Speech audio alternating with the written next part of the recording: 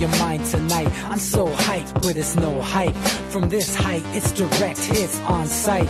I'm your type, lend me your ears to show you that there's something in me. I'm not giving up, I'm standing right here, holding these days hostage. And I'll make this my year. We turning fear into love, and the love's in the air. I love doing this cause nothing compares. Nothing can share that same type of feeling when you feeling and flare. They can't catch it, it's havoc. I rip to a tear, switch the scenario. My stereos, I leave them impaired. Variables start to change and they're all in my range. I just gotta grab it, it's all mathematics. Every step is drastic, I make it fantastic. I'm trying to take your breath away. Asthmatic. This is live through the stereo. Go and let it blow, blow through the stereo. I'ma let them know through the stereo. Yo, here we go through the stereo, stereo. This is live through the stereo. Go and let it blow, blow through the stereo. I'ma let them know through the stereo. Yo, here we go through the stereo, stereo. Yeah, just nod your head with it, so explicit and vivid. Every image is intricate, intimate. I put my all into it, no scrimmage and no rules. I'm a pro tool, hear my heartbeat, beat into the vocals. I'm so loco, lost my mind, oh no. It's ponderoso, dope, so no overdose, cause it's dope, yo. Man, this is house grown, mixed with some milestones. So I let the style flow down like the Dow Jones, bringing it with some foul tones, letting the crowd know we getting loud, so it's eardrum rudiments. Yeah, we bring it rude again. Move, little hooligan. Music for tuning in, full time to the 10. I'm on my clock like I told you. I'm doing this for dreams we pursuing. Hey everybody, welcome back to the Anti-Media Radio Show. Once again with your host, Nick Bernabe, here on ucy.tv and the antimedia.org/radio. Super happy to be back and, alive and well on this Monday, June 5th. This year has been flying. Ever since, I guess, November of last year when, Donald Trump won and everyone's been in disbelief at what the hell is going on in the United States. People around the world are looking at us like, what the shit did you guys do? Well, I don't know. Maybe with Trump, we were finally being honest with ourselves, right? Because Trump is the most American president we've had in a long time. Honesty prevailed. Not honest as in, telling the truth and, being factual, but Trump is an honest representation of many people in the United States. They don't regard facts very highly, very reactionary. They like to blame other people for their problems. Violence is, the answer to most of our issues here.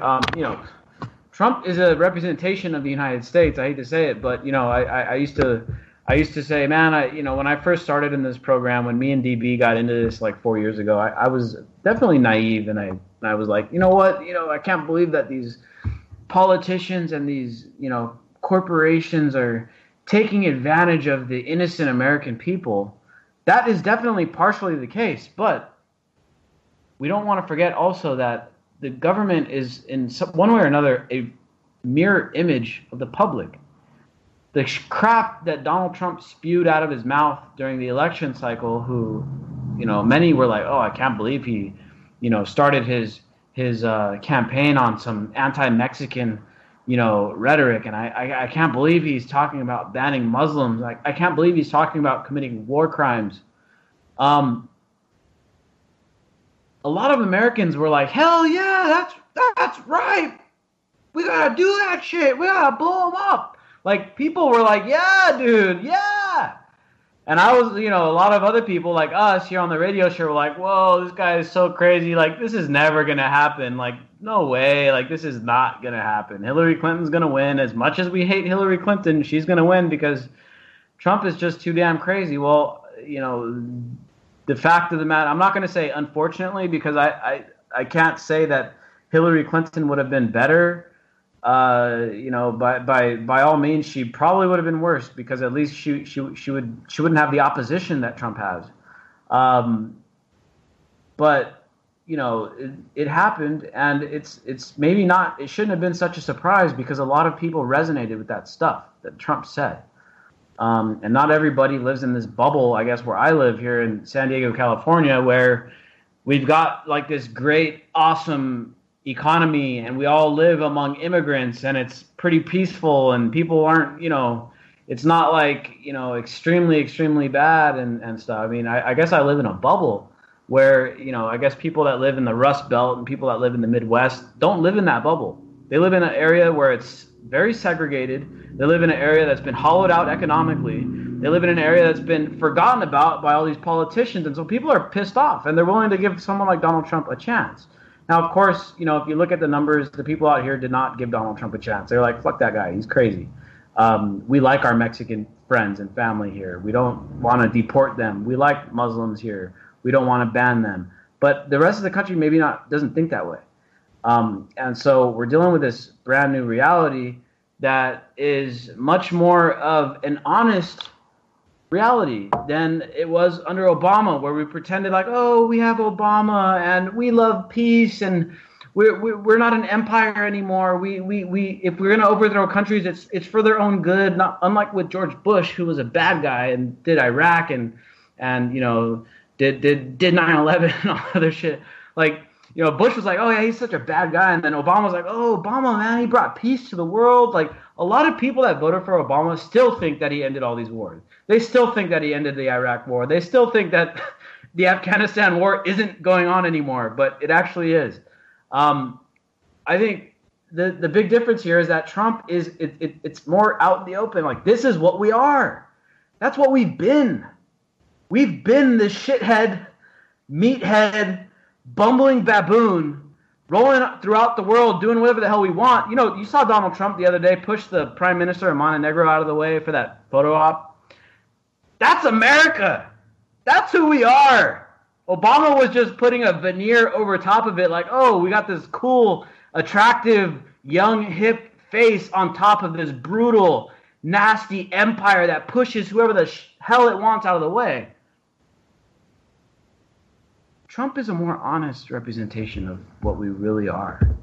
And if you don't like Trump, if you think he's ugly, think the shit that he's done and said is stupid, and his reaction to the terror attacks going on in England, his reaction, see, this is why we have to ban Muslims. I told you. And he's like going to war with the mayor of London on Twitter. If you think that's ugly, that's what we've been since 9/11. That's what we've been doing. We've been demonizing and dehumanizing Muslim people for the acts of a handful who, according to the official story, are the same guys that Trump just cut a huge arms deal with. So what the shit are we doing? Like, none of it makes any sense. Anyway, long enough monologue. Let's get the show started. We've got my longtime co-host on the show tonight, DB Schwartz. What's up, dude? How you doing tonight? Doing good, Nick. Pretty busy, so sorry I was a little late calling in, but hey, no worries. What you said was right, though. Like, especially up here, and especially in the South, where the economy is just completely gutted, it's created a lot of problems. And if we have an economic collapse here, we don't have like a unifying culture to fall back on like other countries within their own borders do. So I can easily see us splitting into 3 or 4 separate, territories. I mean, maybe the military will keep it all together, but I think they're going to allow it to break. It's easier to control that way. And I think you're right, man. It's a completely different mindset up here. And it's completely different on the East Coast, where I just got back from. I haven't been to the South in a while, so I have no idea. I guess SM can attribute to that more. But, yeah, man, we're different. We're 4 different countries. Just travel to the East Coast, West Coast, Midwest, and the South. You'll see it. Yeah, dude, and you know what? I've been to Birmingham, Alabama, stayed with SM Gibson, who hosts our shows on Tuesdays and Thursdays. And I liked it. I liked Birmingham. I wouldn't want to live there, but it was a nice place, and I met some really good people and had some great food and, felt pretty welcomed. And there's nothing wrong with people in different areas of the country at all. Nothing wrong with being a conservative in the Deep South. There's nothing wrong with being a Yankee liberal from Boston or New York, or being from the Rust Belt. There's nothing wrong in saying this 250-year experiment's been a failure as well, and that we can peacefully coexist and not need to have a civil war. Yeah, exactly.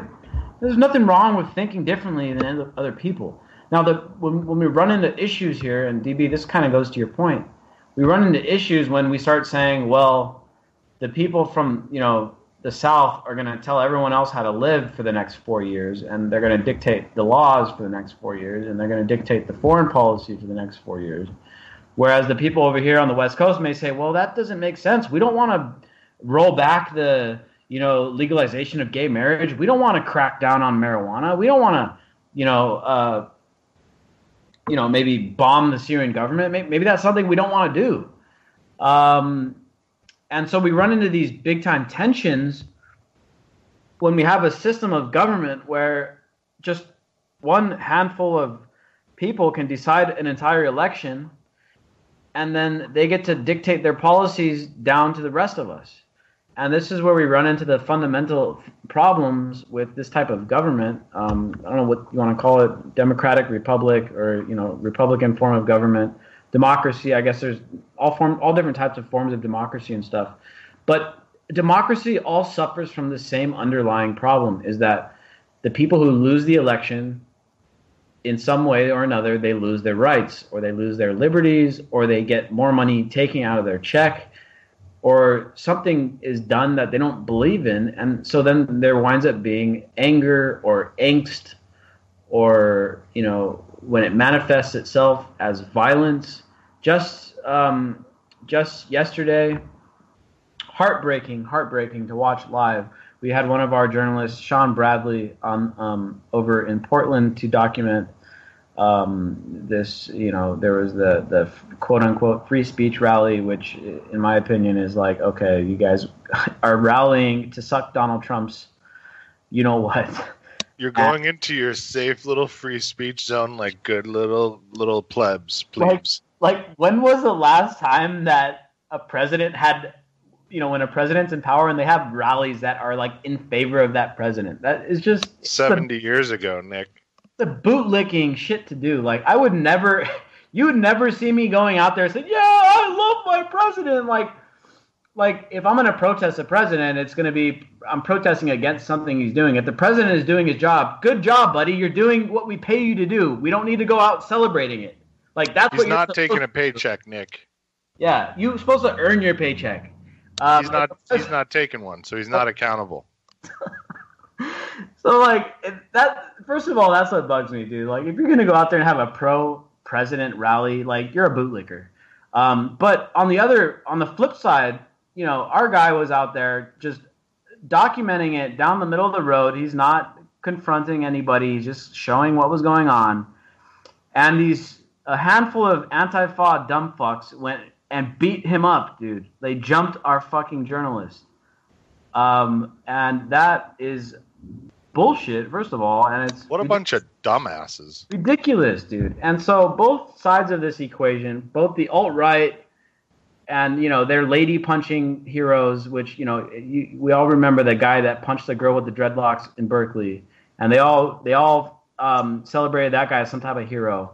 And then these Antifa people that beat up our journalists for no fucking reason. They're both cowards, and they're both playing into the hands of, the establishment. Because by doing stuff like that, you demonize yourself, you demonize your movement. When the alt-right goes around punching out girls, and the alt-left goes around jumping journalists and shit, like, it's just stupid. It's just stupid, and it hurts yourself, and it plays right into the hands of the establishment, divides the people further. And if you haven't realized that this is what they want by now, then you haven't realized shit, because this is what they want. They want, the powers that be want Antifa and the alt-right. They want them in the streets pummeling each other over the head. Because first of all, you guys beat each other up, you get sent to jail, you injure each other. Second of all, you just continue the polarization of the political atmosphere in the United States, which means you neutralize yourselves. The last thing the establishment wants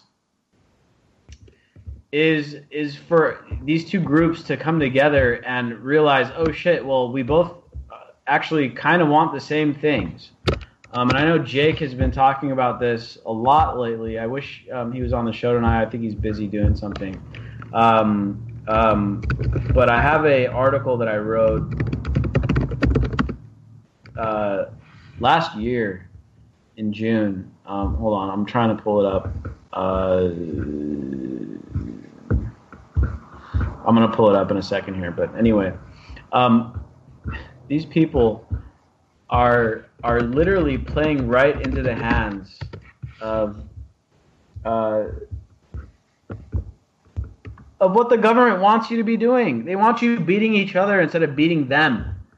And so I wrote this article. The title of it is "Trump is the Greatest Gift to the Establishment in Modern American Politics." I wrote this on June 3rd, 2016, obviously before the election took place. And, you know, there's several, I mean, it's a long analytical article that nobody fucking read when I wrote it, and I was pissed off about it. But it popped up, you know, on Facebook, it'll show you your memories and stuff. And so this popped up a couple of days ago on June 3rd, and I was like, damn, I looked at it again, I was like, holy shit, I was spot on here. So I wrote this a year ago, and I'm just going to quote the last paragraph from the article. And it goes, quote, "Vote all you want, but as long as the conversation is centered around who can beat Trump or who can stop Hillary, the country is in for a long, hard disappointment by this time next year when we realize, again, politicians make promises that are almost never kept. Even worse than do-nothing politicians getting elected, a culture of fear is incubating where whites and non-whites glare at each other in distrust or hate simply because they've been captured by the political rhetoric of the status quo that thrives on division. Trump's divisive, hate-inspiring campaign is setting the stage for decades of safety for the political establishment. The last thing the oligarchs want is unity among a disgruntled population that might just set their gaze on them instead of each other." So, like, I wrote this a year ago, and just yesterday it was perfectly plain what was going on here. And Donald Trump is the biggest gift to the establishment that they could have ever asked for. And everything they're testing in the UK right now, they're going to attempt to use it here. So if we are dumb enough to ever give our Second Amendment up, they could just do the exact same thing here, and it would be so much worse. So at least the UK has a bit of civility in it. Yeah, and I guess we're going to go into that next. I just wanted to get that out there. Oh yeah, so our guy that got jumped by these Antifa cowards, and I'm not condemning all Antifa at all. I'm not condemning anti-fascism, obviously, and I think black bloc tactics could be used in a way that is effective. I'm not throwing the baby out with the bathwater here. I'm just saying the cowards that jumped our journalist can go to hell. Screw them. You know. So we covered it on Sunday. We had an article up. Got a lot of views. But if you guys want to donate to Sean, because also they ripped open his backpack and fucked up like $1,000 worth of video equipment that he had. You can go to paypal.me/antimedia, and you can donate there, and the funds that we receive we're going to be sending over to Sean to help cover his medical costs because he got beat up pretty badly, dude. Like his tooth is loose. Hopefully he doesn't lose his tooth. His face was all beat up, dude. Like they beat him up pretty badly. And you know, all he was doing was walking around filming. That's all he was doing. He was filming both sides. He filmed the Donald Trump side. He went over to film the other side, and that's where it all happened. And so, can't we get somebody from the local Antifa group to tell us if they were infiltrated with agitators? Because yeah, that's the other thing, dude. Like I looked at these guys, and they all look like fucking cops. Like they look like cops, and so it may have been cops that beat him up. I don't know, but it doesn't. I mean, matter. why would they randomly beat him up? Exactly, dude. Like they were, you know, it was a provocation. Like they were trying to start some shit. So you know, by all means, it may have been an infiltration. You know what I mean? Well, if they're listening, or if anybody knows of anybody in that community, I mean, if we can get some kind of a representative to tell us what the hell's going on, because if they were infiltrated, they need a clean house, and if they weren't, then fuck those guys.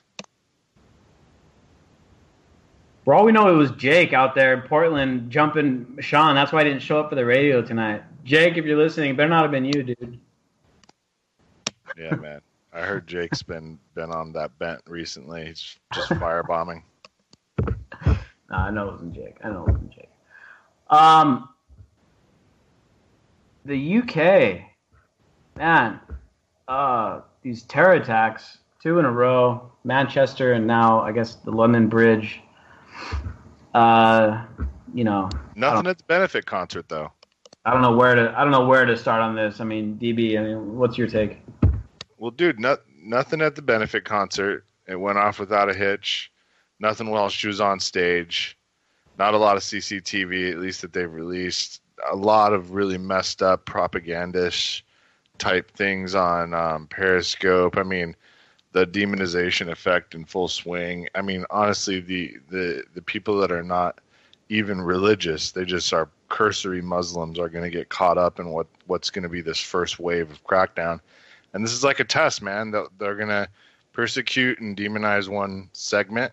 It's worked in the past where they've said these people are an existential threat and we can't possibly know who's safe. We've got to kind of vet them all.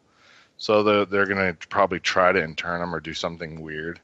I mean, maybe they'll be the first people that try to chip in the UK, but everything that's going on right now just looks so scripted. What do you think, Nick? Yeah. I saw a former British intelligence head was calling for internment camps in England. So, that's obviously a really, really bad idea. And, of course, that'll come with total property and fund confiscation. That would be a huge boon to the economy, and everyone else would cheer about it. Yeah. And then Jake wrote an article that we published today about some of the problem, reaction, solution stuff going on. So Theresa May, the Conservative Prime Minister of the UK, is now calling for an even greater crackdown on British internet services. And, Britain already has basically the most Orwellian Big Brother surveillance apparatus in the Western world. I mean, what they do to their own citizens is even worse than what the NSA does here. A lot worse, actually. They've got so many cameras everywhere, and they are like trying to ban encryption. And so, the prime ministers are already on this problem, reaction, solution stuff where it's like, okay, guys, I hope you're ready to give up all your internet freedom so that we can keep you safe. And Nick, what I want to stress to anybody listening that doesn't know is they do not have a constitution.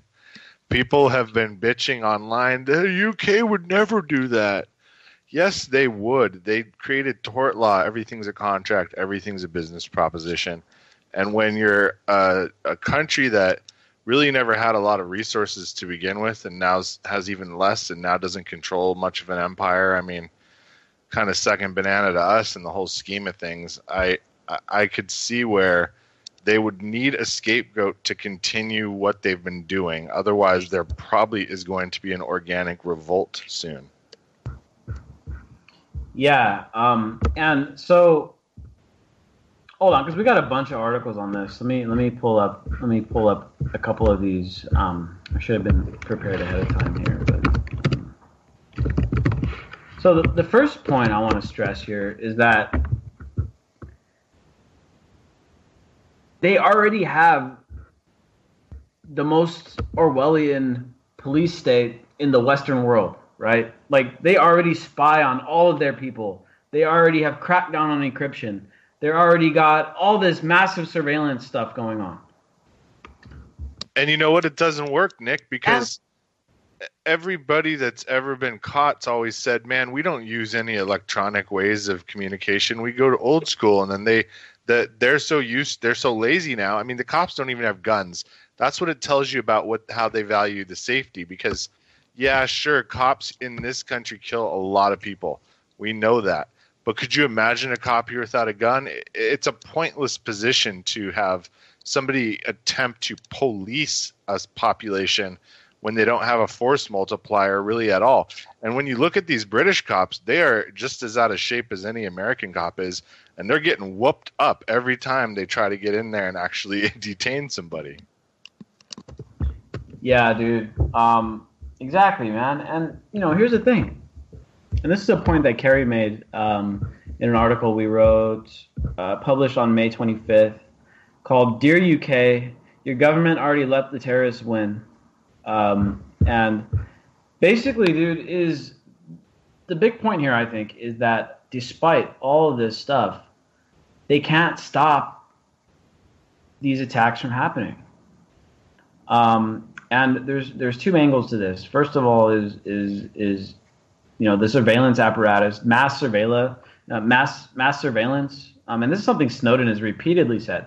When you conduct mass surveillance, it's basically you might as well not be conducting it because you have so much data that you can't ingest it, you can't analyze it all, and so therefore a lot of problematic things are just end up slipping through because since you're looking at everything, you're also looking at nothing. And they want these things to slip through. Every time they do, they tighten a loose end for our ability to do anything that what we believe is coming, which is going to be when they control all the AI, they control all the robotics, and really at that point, what do we mount? Yes. What kind of resistance would we have? So yeah, dude, like that's the other thing too here. And so the guy from Manchester, right, Abed Salman Abedi. He was a known, he was a young dude, but he was known to have become radicalized. In fact, people from within the Muslim community reported him to the authority and said, hey, we think this guy may be getting ready to do something bad. So they were aware of this guy. It turns out now that some more digging has been done, the UK actually facilitated this kid's travel to Libya, knowing that he was radicalized and probably going to become even more radicalized, because they wanted him and many other Libyan immigrants that were living in the UK to go over there and fight Gaddafi. They created a human pipeline sending radical people down to Libya to go fight. And so, in one way or another, UK intelligence, in a way, kind of groomed this guy. Knew who he was, let him go down there and do what he did. Who knows what he did in Libya? Then they let him come back. And then everyone's acting surprised when he goes out and starts killing people. Like, oh, yeah, well, maybe that makes sense. Maybe that makes sense. We sent him down to Libya to go fight and die, came back radicalized, and then he went, and died, fought and died. Not exactly a big surprise.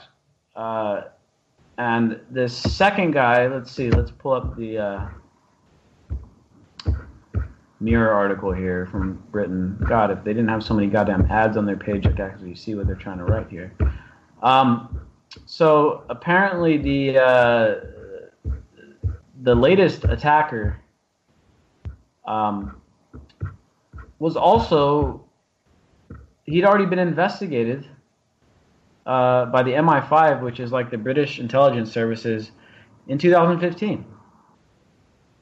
So I guess similarly to like the Boston bombers and stuff, like these guys had already been questioned and had probably already been in custody, had maybe already been arrested, and then they let them go. Why? Like, why is it now we're seeing time after time, the last two in Britain and then more recently in the U.S., I mean, how many of these guys that have done these terror attacks, how many of them had already been in contact with the intelligence services, FBI, or, local police and stuff? So I think what we're seeing, Nick, is like a circling of the wagons for the British, well, I guess you call it a narrow British Empire now, where Brexit's kind of pulling them out and pulling them totally into our sphere. There's no way they're gonna let Theresa May lose. She'll win by like a point, and that's what a lot of these things going on have me thinking. The timing is just too convenient, and it's because when you look at what we've been doing, what we tried to do, what the powers that be saw an opportunity to do in World War II was to kind of come in and be the savior, right? But it didn't work out that way because we used atomic bombs, and once we did that, everybody realized we were kind of crazy. So we had to continue this doctrine of just total militarization, because otherwise we would experience blowback of an atomic level. Because once you hit somebody yourself, why shouldn't other people hit you, to teach you a lesson? So the fact we've never been hit says a lot. And it continued on into what we've always referred to as the confessions of an economic hitman scenario, where we knew, like, militarily we couldn't control anything, so we phased into this economic warfare.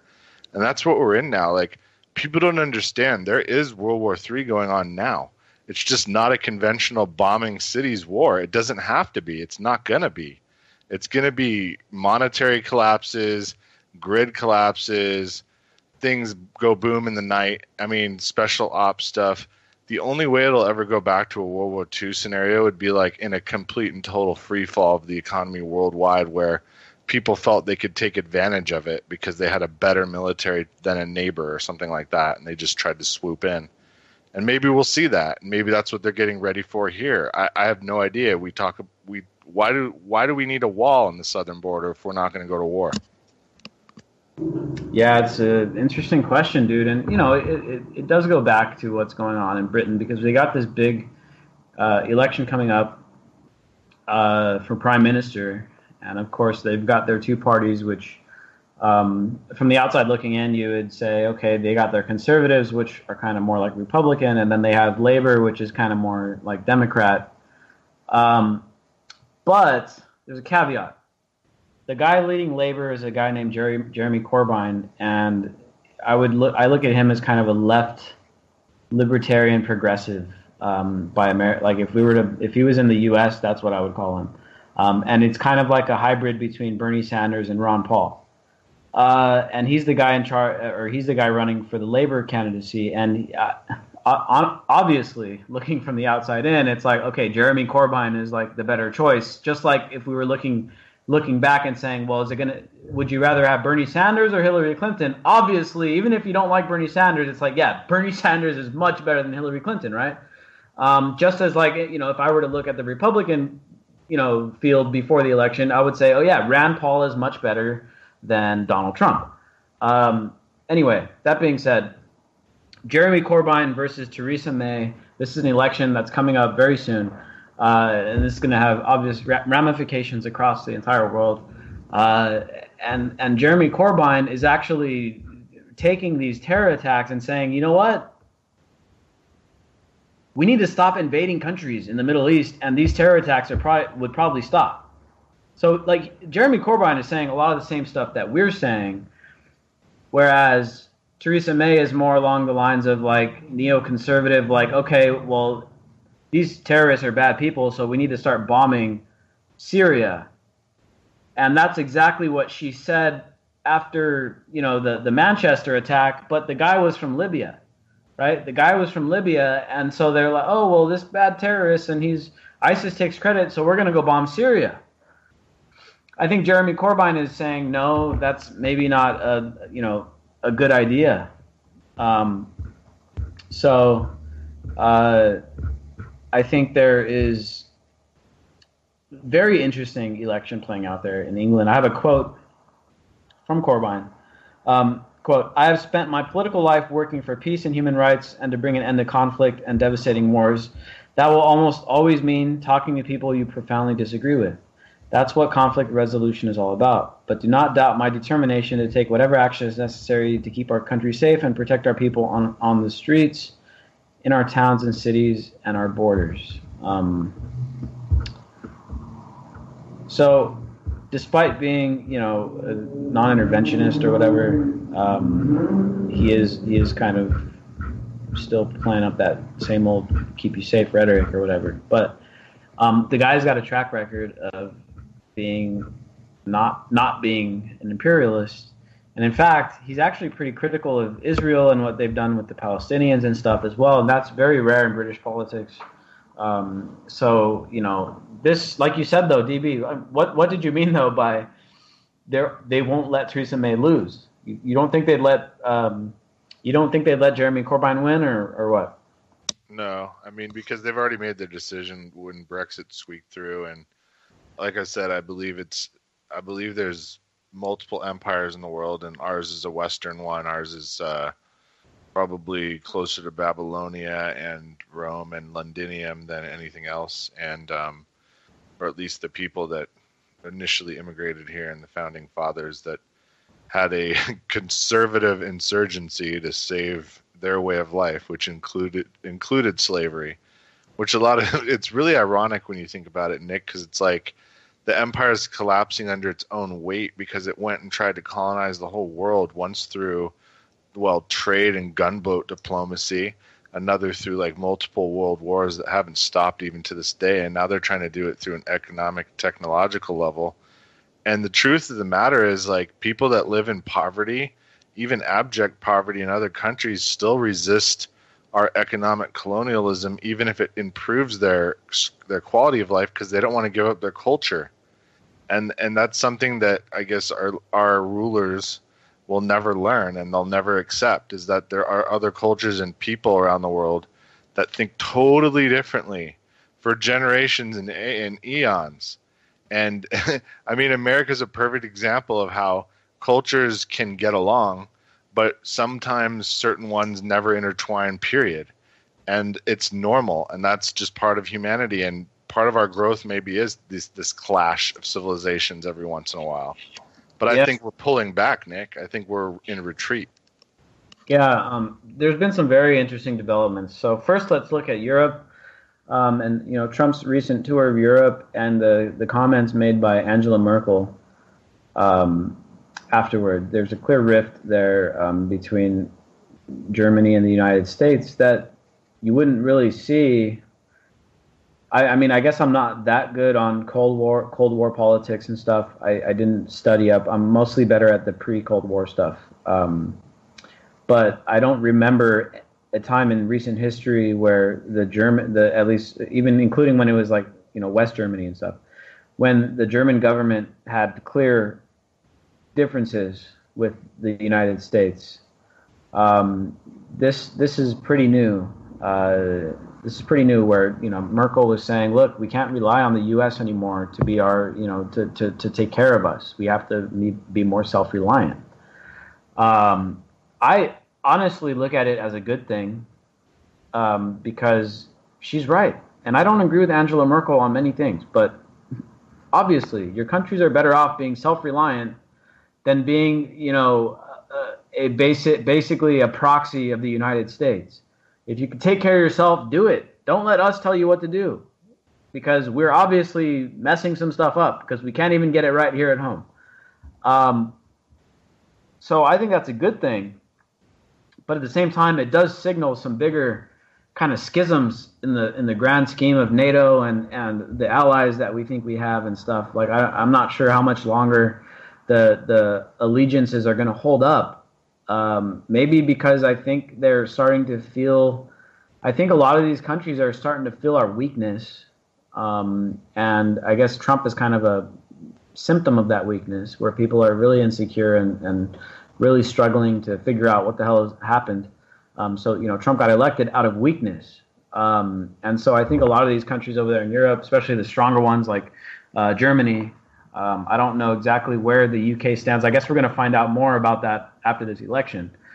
But I definitely feel like some of our stronger allies are starting to say, okay, well, we're not sure how much longer you guys are going to be in charge and how soon it'll be until we're taking orders from China. And so shortly after this whole schism with Trump and Merkel, it was only like a day or two later that there were headlines coming out about China cutting more trade deals with Germany. So there's this shift going on here that we've been talking about for a while. It's not a matter of if, it's a matter of when. Is when does China supplant the United States as the most powerful entity, or the most powerful state? Of course, the United States, we may be we may have officially lost our edge economically, but militarily we're still leaps and bounds ahead. But it's only a matter of time after China surpasses us economically before they also pass us militarily. And so I guess the big question here is, not a matter of if the U.S. loses its dominance as the sole superpower, but when does it become number two below China? And so I think Europe, or at least Germany, is seeing the writing on the wall, and they're like, okay, well, at the very least, we're going to be more neutral with the United States and with China. And so that's what I was seeing with Merkel kind of backing away and saying, look, we can't rely on the United States. We got to look inward. We got to rely on ourselves. We got to work with other people. That may be the main signal saying, hey, look, the U.S., you guys have passed your peak, dude. We passed our peak. And so these are interesting times that people need to just knowing that this stuff is going on puts you on a higher playing field than the majority of the public. And so that just by knowing what's happening, I think it gives us a better advantage here, and gives us a better opportunity to just not only survive, but, thrive throughout this process. It's going to be, these are some changing times. We're going to be. Well, Nick, have you ever heard of Dune, and you've heard of the saying that fear is the mind killer? Well, part of understanding the process of what's going on right now, which is essentially that this web of information that was released to the public to track them actually became kind of uncontrollable, and it exposed and released too much info, and now these people are exposed to other power groups. And that's what people don't understand. It's not so much that the American people are going to rise up and overthrow anything, because God forbid they would miss the NBA finals or something, but other groups around the world now know all of the dirty business in detail. They know exactly who these people are, what they're doing, and where their bank accounts are, and also where their hideaways are and their getaways are. So it's put them in a pickle, in a really bad position, where I believe, like I said, they're retracting now. They're giving up assets kind of as piecemeal, kind of gifts to some of these other empires to prevent a big, gigantic war we're not prepped for. But we're prepping, and you can see we are, and it's an act of desperation. I mean, I'm seeing the normally military branches that don't really advertise, like National Guard and Coast Guard, they're starting to get a lot of play. That $60 billion that Trump added on to the national defense budget, I would guess at least a few billion of that is going into marketing, and they're ramping it up. They want more meat for the meat grinder, and they know it's going to be, this time, unbelievably brutal because of the new tech. Yeah, dude. And look, Germany and the U.S. isn't the only allegiance shifting here. And I wanted to float this idea out there after this, but Saudi Arabia is now cutting ties with Qatar, which, of course, has been a long-time partner over there, ideologically and otherwise. But there's something about Hillary transferring alleged $1.8 billion to Qatar that set off the other countries around there against them when Trump won. So they hedged they put all their eggs in the losing basket, and this is the result for them. Yeah, and so there's just a crazy changing of allegiances there in the Saudi sphere, the Saudi sphere of influence. Number 4 military in the world now is Saudi Arabia. Everybody should research that. There's a global firepower website, and they've bumped up because of this huge $175 billion arms deal. Crazy, dude. Craziness. And so according to Saudi media, they're saying that the reason that they're splitting up with their allegiance with Qatar is that Qatar is friendly to terrorism because it's friendly towards Iran. But let's cut through this bullshit rhetoric, and we all know Saudi Arabia is the one funding a lot of the terrorism, if not most of it. And so when they're accusing someone of supporting terrorism, that means they're just disagreeing with them on foreign policy. But they're also about to say that it was some rogue princes, and that they're reeling in their accounting and not giving people so much money to be able to have all these institutions the crown wasn't aware of. Yeah, I mean, I haven't heard of that yet, but I mean, it definitely seems like what's happening is people are losing faith, and at the very least, Qatar is losing faith in the Saudi ability to win any kind of war, because they can't even win in Yemen. Yemen is the poorest country that's just literally right on the border of Saudi Arabia. It's a very, very small country. I think it's smaller than California. In fact, I think it's much smaller than California. And it's right on the border. And Saudi Arabia is doing everything in its power to beat the Houthi rebels, which are in Yemen. And they can't.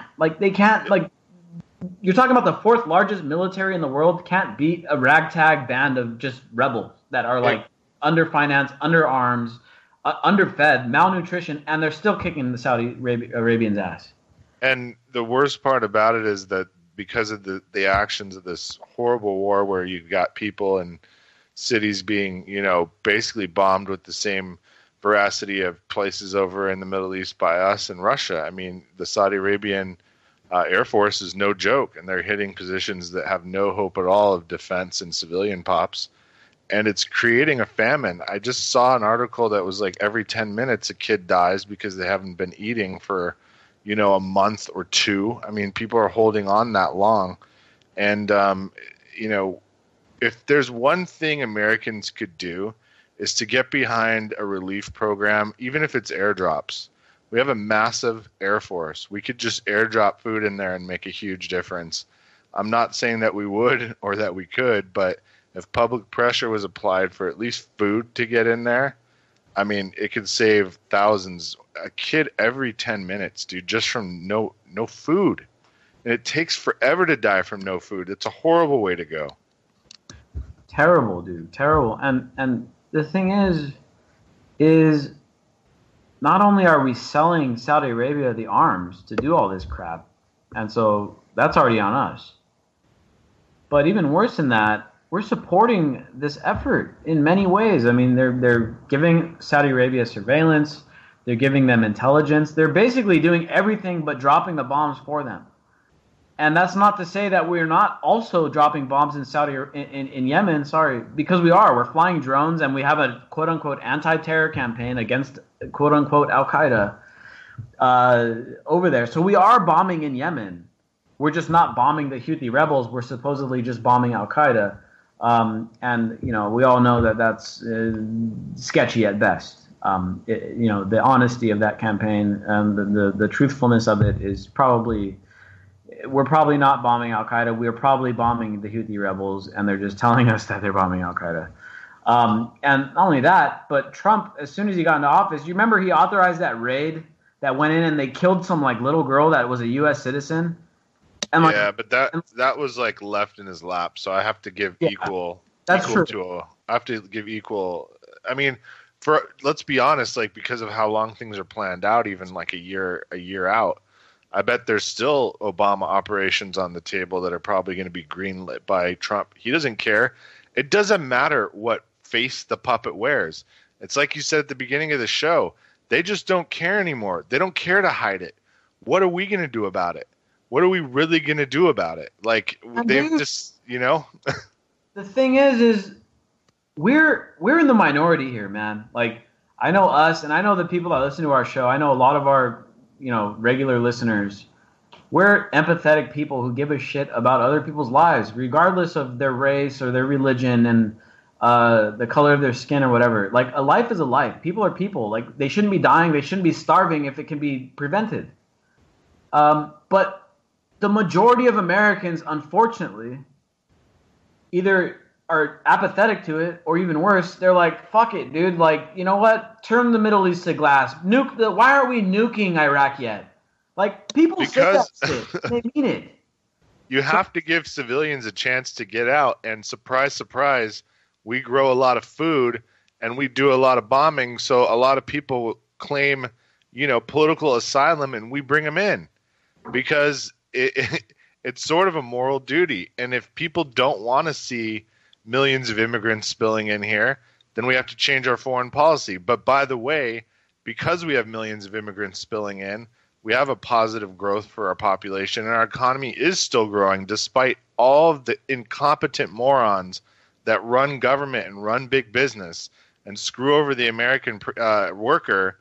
The innovation that's partially spurred by all of our immigration helps stave off what's going on in the rest of the world. I mean, like I said, diversity has been a strength and a weakness.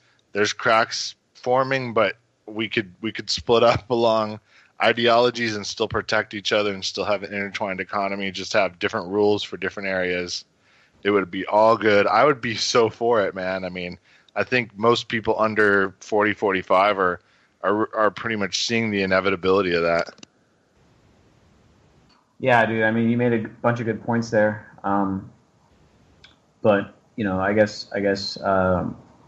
the point that I was making is that, our foreign policy is really messed up, and the few of us realize it, maybe more than we'll admit. But at the same time, there's just as many people who are like, screw it, just kill them all. They don't care. In fact, some woman that claims to be an activist, I won't even say her name, alt-right activist, was over in Italy actively trying to prevent refugee ships or boats.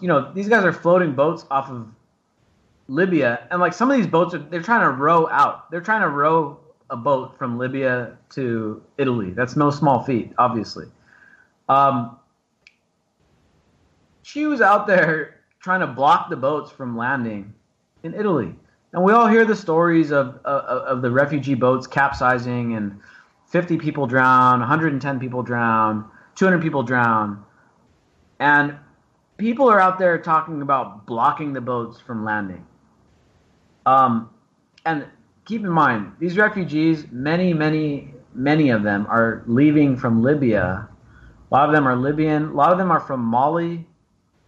If you guys aren't familiar with what's been happening, Mali is basically still a colony of France. France just went over there and was bombing the shit out of the place, toppling their government. The United States and the UK were just over there in Libya taking out Gaddafi. And all of a sudden people want to give a shit about, oh, now we care because now there's refugees. Like, where the fuck were you when they were bombing these countries? Where were you when they were creating the problem? Now you want to complain when the symptom is starting to show itself. Yep, and it's come home to roost too, man, because if you go or look in Paris, there's no-go zones. There's entire populations that are like basically against the government, and a lot of that is, again like that clash of cultures, but it's foreign policy. It's like if the roles were reversed, we'd be doing our patriotic duty the same as they are in a way, because you have to fight in the way you can. If it's an overwhelming amount of people with huge tech advantage on you, I mean, there's really only a few ways you can defend, or at least try to defend yourself and not just get steamrolled. And I mean, they're putting up a fight in the only way they really can, which is taking the fight to us. Now, if people don't want to get hit by blowback and become collateral damage, we have to put pressure to make changes in really only one sector, Nick. It's always just going to be about energy. I mean, every war is just about this fake-ass need for energy when it could be free, and it's been free forever.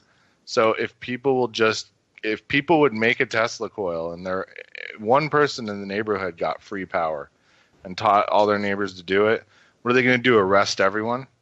I mean, then we don't buy gas, we don't buy power. I mean, things could change rapidly, but these techs have got to be utilized. And again, if anybody out there is listening that is aware of people like this, tell them to not just release patents, because we're not engineers. We don't know what to do with a freaking blueprint. Create something, sell it, get it out there somehow, and people will use it, and we'll change the world like one house at a time, because that's really the only way we're going to do it. unless actually people think we're going to take a bunch of AR-15s and go topple some stuff. Yeah. So, first of all, if we went and we're like, you know what, dude, we're going to have a revolution. We're going to march down on Washington, D.C. We're going to take out these corrupt fuckheads. Guess what? Most of the people with the guns that are going to be out there fighting are going to be people on the alt-right. And guess what? They may go into D.C. and take out Congress and arrest all these politicians and, I don't know, maybe cut their heads off or something. And then guess what? They're going to put someone like Donald Trump in charge of everything. No check and balance, just Donald Trump. That's it. And so that's like, okay, that sounds like a really, really bad idea. Like, I used to think, like, you know what, dude, we need a fucking revolution in this country, but we don't. Because ideologically, philosophically, we're infants. We're infants. Donald Trump is a representation of the United States. That is the general consensus right now. That's us. Maybe not you and me, but that, generally speaking, that's us. And if we had a revolution right now, guess what? All of the checks and balances and shit, like the few things that the founding fathers actually got right, those go out the window, and we only keep the bad stuff. So forget about that. Forget about that. I got one word for you, and DB, you just brought it up, and this is the one word that we need. Decentralization of everything. Decentralization. I know we touched on this last Wednesday about Derek and cryptocurrencies and all that stuff, but decentralization of our energy, of our government, of our defense, of our industries, of our food, of our water, all that stuff. That's the only way. That's the only way that I can see right now, barring some kind of crazy technological, invention that fixes all this shit, or robots taking over, or aliens landing or some shit. Barring all that, the only philosophical thing that we can do right now that would be effective is just decentralization. And the cool thing about that is you could start right now. You could start checking out of the banking system right now, and you could start moving all your money into Bitcoin. You can start banking using cryptocurrencies instead of keeping your money in Bank of America. You can start growing your own food and start getting your electricity, if not from your own house, but maybe try to set it up in your own community where you have a community solar farm or something like that. Like decentralizing basically everything in our lives that we rely on. And the internet, Facebook, like social media, relying on one provider like Facebook is terrible. It's stupid. It sucks. Because they get to do whatever the fuck they want. They get to censor whoever they want. They get to take away money from whoever they want. Don't let anybody make money if they don't want them to. Plus, they sell all your data, and they don't give a shit about privacy, and they work with the government and all that other stuff too.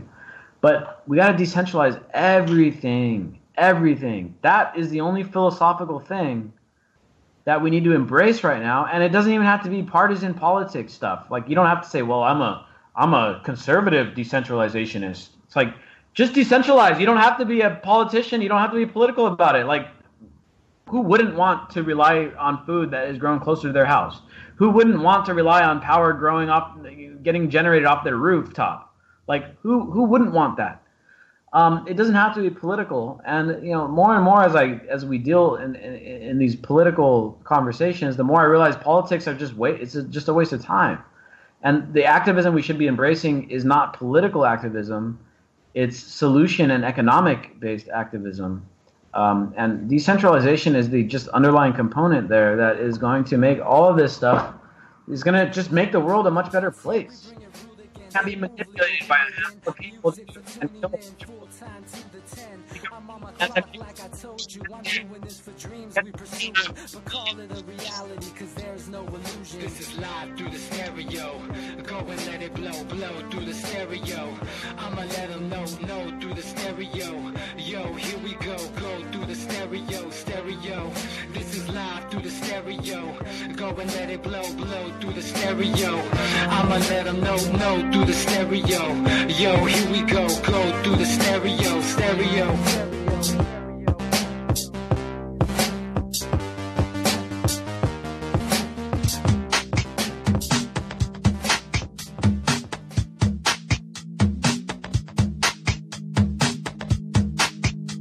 Aussie Skateboard, and you're listening